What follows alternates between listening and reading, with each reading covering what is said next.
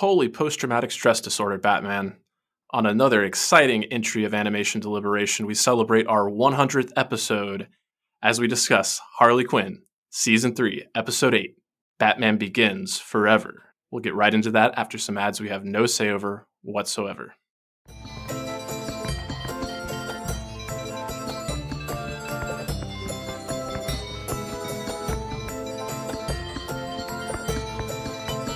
Sing along if you know the words. A 1, 2, 3, it's time for... Oh baby, I hear the blues are calling. Toss salad and scrambled eggs. Just kidding. A 1, 2, 3, it's time for... Animation Deliberation. A conversation and a celebration of our favorite action animated series. Yeah. Yeah.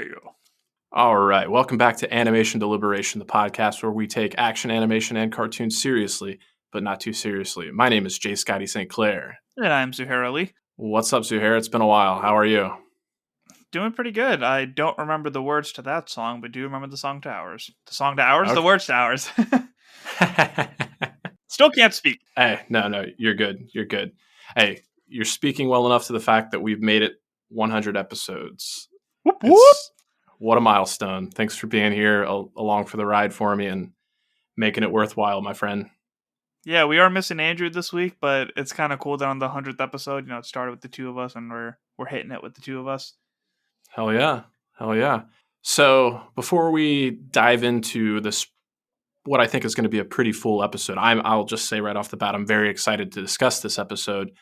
We've kind of gotten into the habit of kibitzing a little bit and talking about what we have going on and what we're watching and all that stuff. So what's been going on in your life? What have you been watching? What kind of content do you want to let the listeners know about? What's up with you? All right, so I am one episode away from finishing Rising of the Shield Hero. I don't know why. Okay. It's like the episode before the last one kind of like wrapped things up. So I'm like, I keep forgetting that there's a last episode.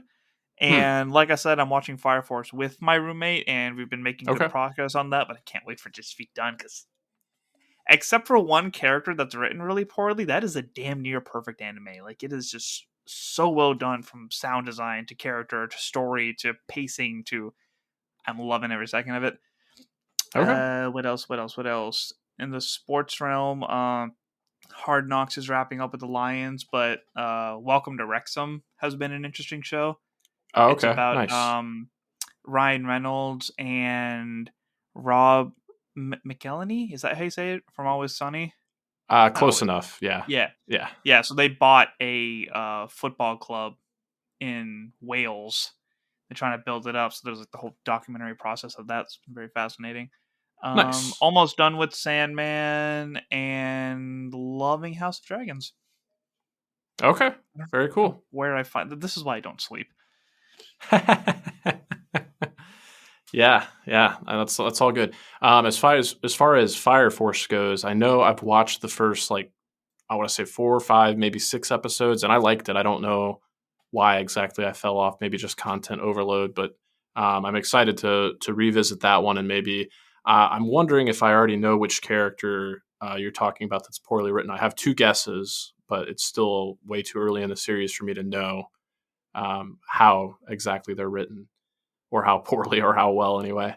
I can't help but think that it's worth mentioning I did check out the first episode of Spy Family. Is it just Spy Family or Spy Family X? It's like written Spy X Family, but you just say Spy X Family. Like Hunter x Hunter. I see. Okay. Yeah, so that one's cool. Definitely excited to continue down that one when I have a little more time, and then eventually we can discuss it on this podcast. But we got to catch up before it comes back so we can hit it weekly. Actually, we don't need to hit something like that weekly because... Yeah. Has it aired its first season in its entirety? No, only the first half, and it's continuing next month. I see. October? Okay. Yeah. Okay. Well, there's potential. I could probably try to squeeze that in. Also, I watched that on Hulu. Hulu's still kind of my go-to streaming service. I have been watching a few more things on HBO Max, though, but I checked out The Patient, FX on Hulu. It's got Steve Carell and Domhnall Gleeson. They dropped 2 episodes, and I'm already instantly captivated. It looks from what I've watched so far, I'm very intrigued. I saw the As far trailer as for that HBO, yesterday. yeah, I highly recommend it if you were interested at all. It's off to a great start. Only thing is like it's like 21, 23-minute episodes where it feels like it should be like a 45-minute length episode kind of show, but we'll Hmm. see how it progresses. And then on HBO Max, I've kind of been going through a little bit of a marathon with the studio. I always forget if it's Ghibli, not Ghibli, right? I say Ghibli, but I don't know if Yes, that's necessarily right. I think Ghibli is correct, but yeah, it's just been a lot of fun to revisit a lot of the classics like My Neighborhood Totoro, Spirited Away, Howl's Moving Castle. But then I've also gone back and like revisited some ones that I never saw before, and one that was like all the way back from 1984 that is not technically Studio Ghibli because it existed before Studio Ghibli did, but it was kind of the movie that was touted as being responsible for Studio Ghibli becoming a thing. Was Nausicaa of the Valley of the Wind, and that one was really Hmm. cool. It's like the most sci-fi of all. It's like kind of like Lord of the Rings meets I don't know, just maybe Gundam or something like that. But it's got a really cool aesthetic and a really cool story with a strong female protagonist, which is very much Miyazaki's thing. So definitely recommend Huh. checking that one out if you've never seen it and you're an anime fan. Good to know. Indeed, indeed. All right. Well, lest we keep the listeners with bated breath any longer, do we want to step into some of the news that's worth sharing this week? Yeah, we talked about how 100 episodes ago we started the show, and we started the show specifically to talk about one specific show known as Young Justice, which unfortunately, due to this Discovery acquisition of, I think it's all of Warner Brothers, a lot of this DC content that we've been anticipating is either hit the chopping block or lined up for it. Mm-hmm. And Young Justice once more is at risk of that. So the hashtag Renew Young Justice is very active again. Even if you just have it on loop in the background while you're at work, like whatever we can do to support the show to keep it going, because the writers do a fantastic job, and we've gone through such a journey with these characters. It'd be a shame to lose it at this point. Yes. Victim to the chopping block was Batman Cape Crusader, which was supposed to be by J.J. Abrams, Matt Reeves, and Bruce Timm. Why they canceled it, don't know. I don't understand like what the books could have possibly looked like to just Hmm. not continue a show that you already had going. Yeah. Especially with people like that at the helm. What I just don't know. But for current news, Harley Quinn has gotten to season 4, so I guess DC Animation's doing something right. That the popularity of that show was raised far enough that we're good to go for the next season before this one's even wrapped up. Okay. So a little bit of a salve for the bad news and some of the fears that we have. But yeah, I'm super excited to get a Harley Quinn season 4. I've really been enjoying the show throughout the first 2 seasons, and season 3 continues to impress. It's been a lot of fun to cover, and yeah, I look forward to season 4. Good to know that they have the confidence in the show. To backpedal a little bit to Young Justice, in addition to watching that show on HBO Max, the 4 seasons that are available, as well as participating in the hashtags Renew Young Justice. Uh, Listener Juliet Fontaine shared with us that Greg Weisman put out the call to action that if you purchase the digital comic Young Justice Targets, that'll help encourage the possibility of the show coming back. And then there's also a petition you can sign. It's at change.org/p/Young Justice Season 5 Beyond Renewal. So if you're as big a fan of Young Justice as we are, please participate in that, sign that, and let them know how much you want that show to come back. Yeah, whether you like the show or just love us, please do. Fair enough. Fair enough. I'm reading this excerpt from Deadline. DC's Harley Quinn will return to HBO Max. The streamer on Wednesday said it has renewed the adult animated series for a 4th season. It comes out ahead of the season 3 finale September 15th. The series is also getting a new showrunner, Sarah Peters, who has written on the series since season 1 and currently Hmm. serves as consulting producer, will take over the role from Justin Halpern and Patrick Schumacher, who originally developed the project with Dean Lorey. So I didn't realize we only had 2 episodes left of this. Yeah, it's something Andrew and I were discussing last episode. The fact that season 3 is a good 3 episodes shorter than season 1 or season 2. It's like they kind of have a lot of story to wrap up in a short amount of time. And with the announcement of season 4, it makes me wonder how many of those threads are going to get pushed to season 4 possibly. But yeah, I think hearing that the new showrunner, I don't remember her name even though you just said it, the fact that she's been on the show since season 1 is encouraging. That she'll probably keep some of the traditions of the show, but also as a white male, I'm saying this, but the fact that she's a woman and it's such a strong feminist show, I think it's the right move to have a woman kind of guiding the creative process here. And Kaylee Cuoco has been such a driving force to the success of the show. I'm sure she had a hand in selecting the showrunner. At least I have to imagine she did. She's the reason I started watching the show. Yeah, fair enough. Not a bad reason at all. She's great. All right. All right, well, let's go ahead and get into this episode. I know we have some feedback that we're going to address, but as has become tradition with this show, I will cover the synopsis just to kind of refresh all of our memories, and then we can get into the nitty-gritty. So, again, this is Harley Quinn Season 3, Episode 8, titled Batman Begins Forever. And here we go. Bruce refuses to tell where Frank is, so the crew asks for Dr. Psycho's help to go inside his mind. There, they are unable to find his memories, except the one where his parents are murdered when he's a child. Harley interferes with this memory, causing Ivy, Psycho, and Clayface to wake up, but Bruce's consciousness holds Harley with him after she helps him escape from Joe Chill. Together, they find the rest of Bruce's memories, where Harley discovers how he became Batman and comes to respect his heroism. They also relive a memory of a fight with Joker and Harley's past self before Chill shows up to confront young Bruce. Acting as his therapist, Harley helps young Bruce think of a memory in which he feels safe and transports them to Bruce's last Christmas with his family. Chill turns out to be the adult version of Bruce who blames himself for his parents' death and plans to use Frank's modified powers to revive them. Harley wakes up only to find herself tied up with her crew in the Wayne Manor after the Bat family captured them. She fails to convince Bruce to work through his trauma instead of trying to undo it, and he sets his plan in motion, reviving the corpses of his parents. And there we have it.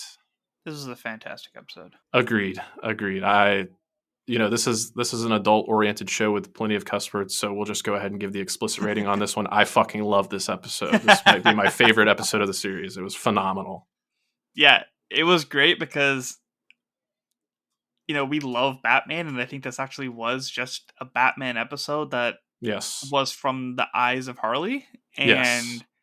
there was just so much in it, just so much going on, because as much as this was a comedy, all the comedy was appropriately put in with storytelling that actually made me feel sad for Bruce and Batman. And there's so much stuff that we see in all mediums of Batman where you just like want to give the poor guy a hug or just tell him to calm down. And it's we got to see a lot of that very well, and then got some good laughs, and then like went right back to the feels. So like hats off of all the smack that I gave to this show for the last couple of episodes that I talked about it. They most definitely redeemed themselves with just how well-rounded this episode was. Yeah, we've said it before, but I think this episode, more than any in the series, really felt like a love letter to not only like DC fans, but Batman fans specifically, the ones that have been there through the highs and lows, through the bat nipples, through the shark repellent spray, to all the times that we've seen the Waynes get murdered. Like, this was just a poignant, but again, funny and tongue-in-cheek episode with some real heart. So I thoroughly enjoyed it. As did one of our stalwart listeners who decided to chime in. Yeah, so John Irons wrote in once more. I know I usually write long, drawn-out emails to you guys, but holy crap. From Frasier to 90s Batman to movie memory flashbacks to Harley as Robin confronts Harley to the suspense of her learning his secret to actually feeling how much Ivy and Harley love each other to a believable path for Harley to turn hero to the shockingly legit therapy session, which actually brought a tear to my eye, to managing to be funny throughout. Dude, I like this show and all, but this episode deserves a freaking Emmy. Hands down, the best they've ever done. Till next time, guys. Tell Joe Cool I said what's up. John, if all supervillains have podcasts, are all podcasters supervillains? Irons. Nice. I think there's an argument to be made. I think you have to have a certain. I'll speak for myself, but I think there's just the tiniest bit of narcissism involved with liking the sound of your own voice enough to at least get involved with a podcast anyway. So there might be What the was super villainy there. what was the ad? The Luther tights? Oh yeah. Oh, oh man, I forgot what it was called now. It was like Lex Flex or something like that. Yes, Yeah, yeah. Lex Black. yeah, I lost it when he said that. He had his hair come back and everything about this program that lets you express yourself. yes, Oh my yes, god. yeah. Poor Bane typing in as Rain, wanting to know if he should unleash his fury or just buy another pasta maker. And Dr. Psycho's, I have the perfect answer for that right after some ads. I know that feeling all too well. He has no control over. Exactly. You shithead, that was a perfect ad read. Yeah, I really love the.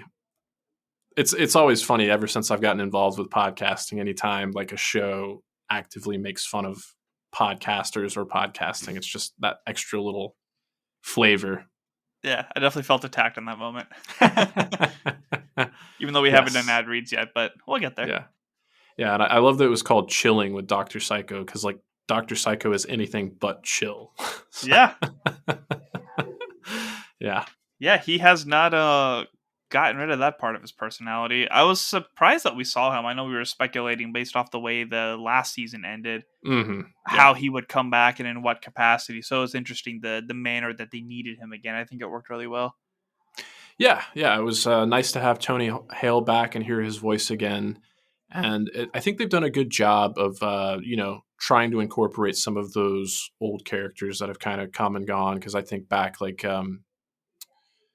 Cy Borgman, he had only popped up in the one episode so far where he was kind of like the AI for the house right now, or Yeah. for the house and whatnot. But then even like JB Smoove being Frank, he's kind of been out of the picture for a while. So it's like they kind of get these high profile comedic actors and whatever their schedules allow. It's just nice that they're still involved in the show in any capacity. Yeah. On that note, it's kind of like a blink and you'll miss it kind of moment, but it seems like King Shark might be taking a leave of absence because like he has that moment where he gets chastised for playing video games and he's like, "This is how I deal with stress. I'm getting all worked up now. I'm retreating to my kingdom." You see him just kind of carted off. So with what happened last time with his brother, he might have to take full responsibility for the Shark Kingdom in Atlantis. Yeah, that was really sad. Yeah. I hope Ron Funches will stick around to voice the character because he continues to be one of my favorites. But Yeah, it looks like with 2 episodes left and Harley still potentially being an antagonist in some kind of way, they could be like focusing strictly on that and maybe like scoping in a little more to the Harley and Ivy relationship. mm. So Well, it's kind of an interesting thing, and it's appropriate that John wrote in and submitted feedback because I think it was on one of the episodes that you and Andrew covered without me, but I remember John submitted called some us out. feedback. Yeah, where he was like, "You guys are calling Harley and Ivy the heroes and Batman the villain." I think you could actually make a strong argument, like in this episode, that's actually coming to fruition here. As much as we love Batman, and as much as Batman is always a hero, I think he made the wrong choice here. Resurrecting his parents was a very selfish decision. I see where it's coming from, but especially with the fallout, like Harley offered him therapy and the chance to heal from it, and he chose not to. Uh, in combination with his mind self being okay with guns, like it's kind of like Yeah. you're full on villain right now, man. I don't think what we saw is what Bruce experienced because a lot of that was dealing with the subconscious. So I think it was just a manner of like waking him up. Yeah. Because even when Harley was like talking to him about what happened, he was like, "Oh, you know everything." I don't think he distinctly remembers it as we saw it. No. I think you're right. Yeah, because it's like the two versions of him simultaneously like represented his subconscious. There was the kid that was still so traumatized, and then there was the adult version of him that's just like blaming himself. So yeah, I don't think Bruce Wayne himself, like out in the real world, thinks that he's like guns are okay. He obviously doesn't, but it's kind of like Inception in a way where like these manifestations of your subconscious can be a little more violent and protective of your inner Hmm. psyche. But Yeah, one of my friends puts it in the best way that Bruce Wayne actually did die in the alley that night, and yeah, Batman actually is the moniker, while Bruce Wayne is just an alter ego. yes, I've heard that one before, and like the idea that Bruce Wayne is the mask and Batman is who he really is now. Yeah, I've always liked that kind of take on it. When they first hopped into his head and they showed that scene, I like that it was just done in the background because us Mm. as the audience, not knowing like what the episode was going, but us as the audience, like we've seen it, so they just had that stupid conversation about semantics of whatever it was. But then the dialogue of um oh man, we've seen this like 1,000 times already. It's like, Oh yeah, oh yeah, that was a shout out to the audience, all right. yeah. And I again, love. like it got deep and everything that they did in breaking down how it was like just a loop. Like this is all he lives. He lives in this darkness. He lives in this memory. Like all that was really well put. But just those comments about like us seeing it 1,000 times was hilarious. Yeah. It was great. The meta humor. I think it was Ivy that had the line like, "I can't believe we're being subjected to this Wayne murder like multiple times." It's like that is the audience member speaking to how many times we actually have had that happen. And I think it was like back in episode 2 or 3 when Batman himself was like, "The pearl necklace. How many times do we have to see the pearl necklace? It's okay for Bruce Wayne to talk about it, but not everybody else." Poor Yeah, guy. and then just like the visual homage to the '90s Batman animated series, like having everything like on dark black paper with the Art Deco kind of stylings, and it was just really wonderful, but also kind of like This is the Gotham I grew up in. It's just darker and yeah, grittier. yeah, And a lot of the music like constantly playing over. Oh, I love that so much. That yeah, was such a nice touch. yeah, and it was trippy too, like just like having the memory repeated and like the multiple Joe chills kind of coming in like I'm forgetting the name of the tactical move, but like coming into like a V formation, like all Mm. colliding, and his like very creepy, disgusting teeth through the Yeah, mask. It was yeah. definitely His unsettling. his look was far from appealing, even with that Yes, mask yes, on. yes. And then of course they take the opportunity to throw a joke in there, like John mentioned with the Joe Cool, Joe Chill, Joe Camel. Yeah. That was the semantics that they got distracted by. Yes. It's like, what about the camels that give cigarettes to kids? Yeah, yeah. And you gotta love Clayface. Like King Shark opted out because he didn't have. I think he said he ran out of like motion sickness medication, so he's just gonna watch the bodies. But Clayface is like all in. Like he's like, "Oh yes, I'll get to interview the reason we're here, Thomas Wayne." He's like, "Telling me, how do you feel on the moments right before your death?" It's like, my death. He's like so So happy. uh, And when Thomas Wayne died, there was a nice reference to like film fans. Orson Welles has this movie. Some people cite it as the greatest movie of all time, but it's Citizen Kane. mm, And he has this object that he refers to the entire time, Rosebud. And spoilers for a movie from like the 1950s, sorry. how dare you? But yeah, it turns out Rosebud was his sleigh that he had as a child. So you start to hear Thomas Wayne say that. He's like, Rosebud was my sleigh. And then Clayface is like, "Slee, what's a slee? What is it?" Uh, I'm glad that hit with somebody because I was very confused what was going on there. oh, okay, yeah, yeah. Thank you for They're. that. You're welcome. Yeah, it's kind of a buckshot when it comes to everything that they're trying to do. But yeah, I definitely appreciated that reference there. And that's the goal, is that there's like small groups of people that will get those subtle things, and it's Mm, the things that the writers will chuckle about and just hope that somebody else does too. And indeed. like there's stuff that both of us could have missed. There's stuff that that I missed that you got, that it's just great. I love that's the intelligent humor that I've been missing, that I feel Okay. like every episode hasn't hit quite as well. This Okay. nailed it. Okay. Well, on that subject of like references that either landed or didn't, so you said the song that I sang at the beginning about the tossed salad and scrambled eggs. Did you get that reference? Was that Adams? No. So that was Frasier. Oh, okay. There was a lot of references to Frasier in this episode, between Dr. Psycho kind of being a podcaster with his hair slicked back, Mm, the opening title sequence with like the city skyline of Gotham with the bat signal, and then Harley Quinn kind of in that stylized font, and her saying that she learned more from yeah. watching Okay. Frasier than all of med school. And Yeah. then, Yeah. of course, at the end, Dr. Psycho scatting through the credits. That was so great. That's uh, awesome. One of the things I've seen Frasier in passing, but not okay. like enough to like understand references. Gotcha. Okay, I was curious about that. Outside of that, like I guess I have a couple of lines that I thought were particularly noteworthy. I'm sorry, I just thought of one as you were saying Yeah, that. please. After you, what you got? It's like, oh, like the millionaire going through a super ninja montage, something like that. What does he Oh, think he's right. Superman or something like that? Yes. Yeah. It's like it's always the white billionaire that forces Himalayan ninjas to train him, right? Yep. Yeah. Which is a great nod to the movie. Yeah. I like the acknowledgement of kind of how far the character of Harley Quinn has come. Like Hmm. everything from seeing her and Joker when they had, Robin tied up, and she's like, oh, that accent, so heavy with the Brooklyn accent. Like, get yourself some self-esteem, will you? I And love then, that. yeah, when she's talking to young Bruce, and he said, like, I don't trust clowns, or I don't like clowns, or something like that, which I can totally relate to, by the way. Um, she says, I'm barely a clown. I'm barely clown themed anymore. I just think I look hot like this. I mean, check out how good these booty shorts make my ass look, right? She's like, oh yeah, you're 8.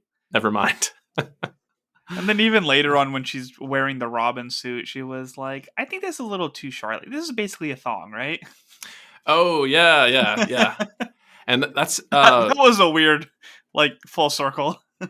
yeah, but that also ties into like this argument about whether or not Harley is the hero, or if she's still a villain, or somewhere in between, because she's like, hey, Batman, why didn't you ever tell me, like, being a hero could be so fun? Like, you're supposed to Yeah. be lame. And he's like, it has its moments. And he's like, you look good in the Robin outfit, Quinn. And that's when she's like, yeah, don't you think the shorts are a little short? This is basically a thong. I'm wondering, like, Yeah. we talk about like if she's really turned into a hero and all, but I feel like there Yeah. was some satisfaction in just beating up Joker. Oh, certainly. Yeah, definitely. As well as herself, I think, that version of herself That that, version of herself. yeah, that she has so many Especially regrets about. after all the comments in the beginning about her being too codependent and whatnot, like she got to beat up an Mm, old version of herself that was yes. earlier criticized. Yeah. Yeah. It's kind of like killing your inner demons, or like, getting Yeah. to come full circle with that, coming to terms with that past version of yourself. So yeah, pretty cool. Another line that I absolutely loved. It was kind of like during the whole montage of Batman's memories, which were just chock full of references. But as a big fan of Batman Begins, I've been on the record saying it's my favorite Batman movie. I loved when Bruce was doing his little monologue. As a man, I'm flesh and blood. I can be ignored. I can be destroyed. But as a symbol, a really cool, very gritty, super serious symbol, I can be incorruptible. I can be everlasting.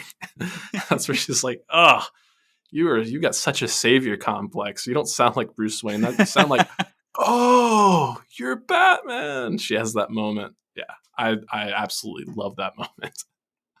Was that from Batman Beyond? Batman Begins. Batman Begins, That's excuse me. yeah. That's when it's like after Bruce kind of had his run in with Carmine Falcone, and he's like really contemplating like creating Batman in the first place. He's having that conversation with Okay. Alfred, and Because that's I when he's knew like, I I can be. had heard that type of dialogue before, but I couldn't picture like which movie it was. But everything was basically Batman Begins references, so I should have put the finger on that. Yeah, I think a lot of them were Batman Begins, hence the title Batman Begins Forever. But I think the one Did not know that actually. name until you started the episode with it. Oh, okay, nice. And I love Um, it. Like that's a great title. yeah. I being a big fan of Batman Begins, I feel a little bad that I couldn't distinguish if this one was from Begins or The Dark Knight. But there was also right before that there was the scene with Alfred, like, why do we follow Mr. Wayne? He's like, to pick ourselves back up. He's like, oh yes, that's what I was going to say. Totally what I was gonna say. Yeah. And then, when he first puts on the Batman outfit and he's got like the pointy ears, and he's like, are these ears too pointy, Alfred? Very subtle, but he's got purple gloves, which is a reference to some of his earliest appearance in the original Detective Comics. It's like DC has done a pretty good job of trying to erase that in continuity and go back and change all those gloves back to blue. But anybody that's a big Batman fan will know that there was a long time that Batman rocked the purple gloves. So it was nice to see that little homage there. He was like, we see you. Yeah. And when he was in that dialogue of talking about his pointy ears, he kept going in and out of like his grungy voice. Oh, okay. I didn't even pick up on that. Yeah, it's like he couldn't decide which one he was yet, and it kept going like Bruce Bear, like it kept going like in and out of it. I was like, this is really weird. Nice. Growing pains. Yeah. And then there was like kind of when they were just really not even stopping to like examine moments, there was that scene where he was running with a bomb down like a pier. And then there was obviously the Penguin scene, like in the underground pool, Arctic pool area with the penguins with the rockets on their backs. And that's references to two films. I think John mentioned the film homages there, but that was a reference to Batman 66, the film, and then Batman Returns, the sequel, the second of, why am I blanking on the director's name? Tim Burton. Thank you. Yes. Tim Burton's films. Yes. With Michael Keaton. And then another line that was just, not Batman specific, but just to the storied history of DC films, especially the DC Extended Universe films. But when Clayface comes to the realization after talking to James Gunn, he's like, we can CGI the mustache in post. It's like, oh, Mustache Gate. Oh, Mustache Gate. I guess the less we talk about that, the better. He has a mustache? Like, weren't there pictures of Thomas Wayne? Did you not know he had a mustache at a certain period of time? Yeah. He's a city celebrity. Yeah, you think you would know, but maybe he's not as good an actor as he thinks if he's not really researching the role that well. And how does he even explain that to James Gunn? I was wondering that too. James, I clenched my butt cheeks and entered the mind of Bruce Wayne and saw it all. I wondered that as well. And he has to do that as Billy Bob Thornton, mind you. Yeah. Not as Clayface. No. Okay, I was trying to remember. Yeah, James Gunn does not know that he's Clayface being Billy Bob Thornton. He does not know that Billy Bob Thornton's fired dead. Clayface as like his chair or whatever it was. Oh, okay. Accidentally killed Billy Bob Thornton. Gotcha. Okay, that's how it went. Okay. Was it the tiger that killed him? Yeah, he was like, "Is this the bathroom?" Goes in and. Correct. Yes. Yep. And Catwoman had brought up like, "Don't go in there. She's been a bad girl," or something like that. Yeah. Another, not really a quote or anything like that, but just something I noticed and made note of is when we had the Christmas scene, Alfred's stocking is like comically small, and I felt so bad for Alfred. It's like, oh, I didn't pick up on that. Yeah, it's like, you are not family, Alfred. Don't get any ideas. You get a small stocking. You are the help. He probably gets socks in those stockings. Yeah, something like that. Or, a bow tie. Or like, it's like those worst gifts. It's like when the husband gets the wife like a vacuum cleaner or something like that. They get them like cleaning gloves or something like that, like dish gloves or something. Oh, thank you. Yeah. Last couple of things I've got here. I did appreciate how the very opening of the episode, like it would kind of like faded from black and we hear just Harley going like Biff, Sam, pow, all the onomatopoeia. That's like, known to the 60s series. She's using those all as threats. Like, that's what I'm going to do to you if you don't tell me where Frank is. Yeah. Oh, I started cheering when Ivy went crazy and like the thorns started coming and things got tight and he just smiled. I'm like, that's my Batman.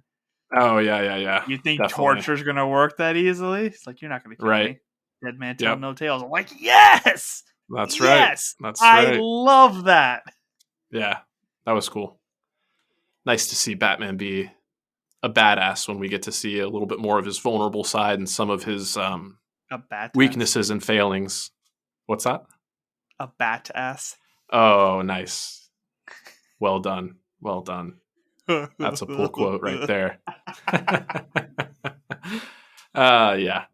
And then it's just worth mentioning. John brought it up as well. The fact that the therapy scene kind of brought a tear to his eye. But again, I think this season has done a really good job, and the show overall has had its moments of like recognizing that Harleen Quinzel, is a licensed therapist, and she Yeah. has this background and this training. So for her to really try to get through to Bruce and just again recognize how damaged a person Bruce is, and to like for someone to take up the mantle of Batman and like be that good at it, be that good at it, and be that kind of emotionally detached, like you gotta have some baggage and you gotta have some issues, and to like see her try so hard and like maintain that doctor patient confidentiality and really care about this Yeah. wounded kid, like it is touching. And again, I feel like Batman made the wrong choice, but they say hurt people, so he's definitely hurting. And it's not often that like I think people see the immediate results of their bad decision like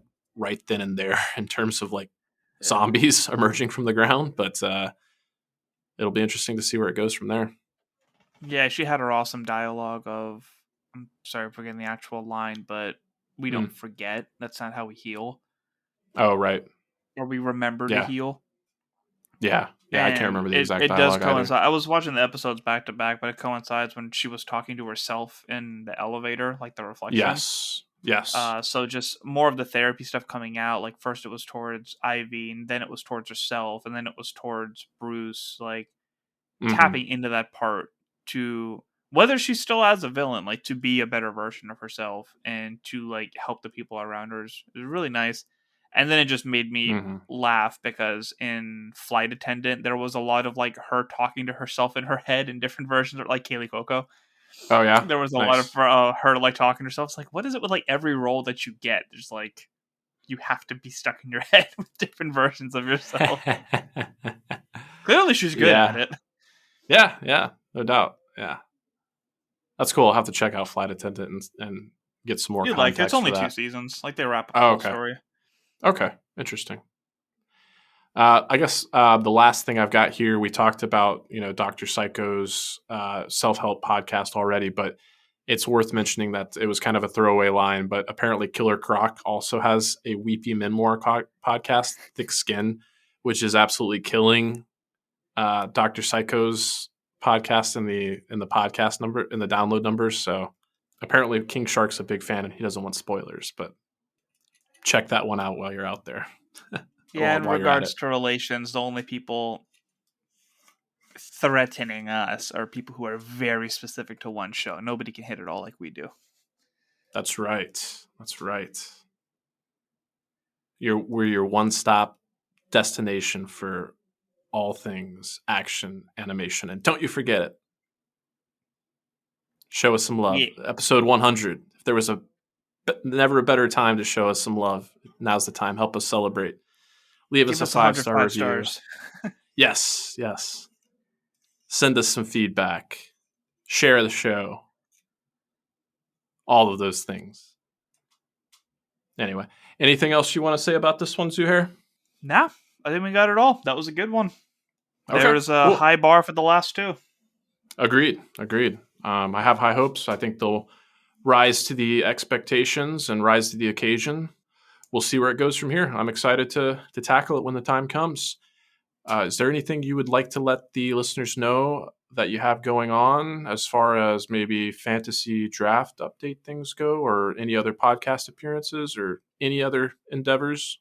Yeah, we had a fantasy draft update on the Marvel Cinematic Universe podcast. We have our next Patreon Zoom sesh coming up to cover I Am Groot and half of She-Hulk. And then we'll do more of it just so we can have something out every month. So check out all of that. I've been kind of Okay. quiet on my guesting lately, but I am trying to get something together for Dragon Ball Super Superheroes because that was an awesome movie that I need to talk to about. Okay. Yeah. And yeah, and we got more Yeah. interviews coming up. Worst comes to worst, I can probably talk to you about Dragon Ball Super. I may not have the context from the show Dragon Ball Super, but it is worth mentioning as a fan of movies and cinema, which I imagine, most people listening to this podcast are, this Saturday, which is September 3rd, is the first National Cinema Day. Cinema Day? Yeah. As I understand, all movies in all formats are going to be $3. So I definitely want to make plus tax, but I definitely want to catch Jaws in either 3D or IMAX, because that's a movie I love, and to be able to see it in that format on the big screen would be awesome. But they're also re-releasing Spider-Man: Homecoming with not Far From Home. No Way Home. Spider-Man: No Way Home. I'll get it right. Through the whole trilogy. Exactly. It's apparently got some additional footage and some additional scenes, so I want to check that out.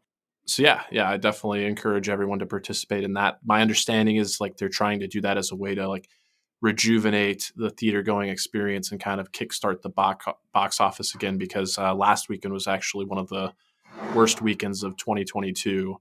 I did go see a couple of movies that I liked. It was kind of like a double feature brought to us by Idris Elba between the Lion movie Beast and then his Jin movie 3,000 Years of Longing. I would recommend both.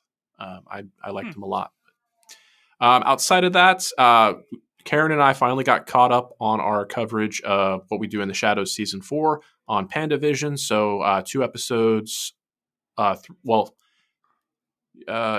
episodes left to go, but the 8th episode has aired, so it's kind of almost hitting the same rhythm as Harley Quinn here. But give that a listen if you will, and I think that's going to do it for me. So thanks again for everybody making the show possible and helping us get to 100 episodes. It's been a hell of a ride so far, and I won't, try to future trip too much here, but, if we can get to another 100 episodes, I'll be a happy camper. Thanks for tuning in. That's TOONIN. Happy 100. Stay wound. Thank you for listening to the Animation Deliberation Podcast, a proud member of the Stranded Panda Network. If you would like to contact us, you can email animationdeliberationpodcast@gmail.com or follow us on Twitter @animationdelib1. For this and other great shows, you can visit strandedpanda.com or join the great community that is the Stranded Panda Chat Facebook group at facebook.com/groups/svchat. Tune in next time, and remember, stay whelmed.